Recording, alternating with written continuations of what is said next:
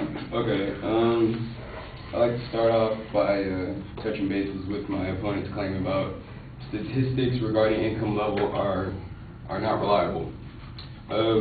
Most kids and most families are fairly in tune with their parents, the amount of money they have, how they're living in comparison to others, and they can fill it out relatively accurately.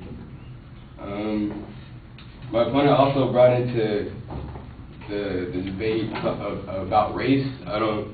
In my opening speech, I didn't bring anything. I wasn't talking about race. I was talking about the economic status. That's why I went on to talk about coaching. I did not talk about African Americans scoring lower than whites, so I'm not sure where that was coming from, and that was not my claim in the first place.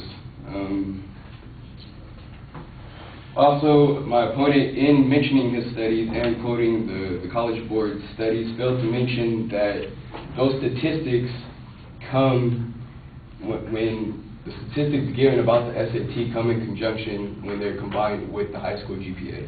He mentioned that 67%, the SAT is 67% accurate in foreshadowing freshman GPA. However, this is untrue. I keep going back to the utility of SAT 1 and SAT 2 because I feel that's that's the best source, because that is the College Board's own source, which they printed out to dispel myths about the SAT, so on and so forth.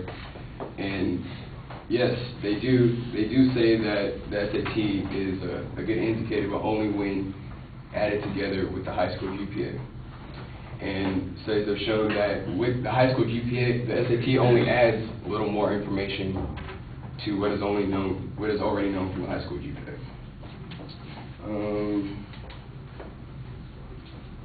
My opponent did bring up a very good point about the SAT 2, and I did touch lightly on that when I said sometimes the SAT 2 can be a more accurate indicator than the SAT 1, and this comes into cases where there's language barriers. If there's sometimes there's a student who may not be as well prepared due to lack of coaching for the English portion of the test, and when he does take the subject test, he may choose to take the language test, in which he can score higher in, and that could be a better judge of his ability than SAT 1 can. But in no way was I trying to insinuate that the SAT 2 should be used in place of the SAT 1. I was saying that the SAT 1 should be abolished.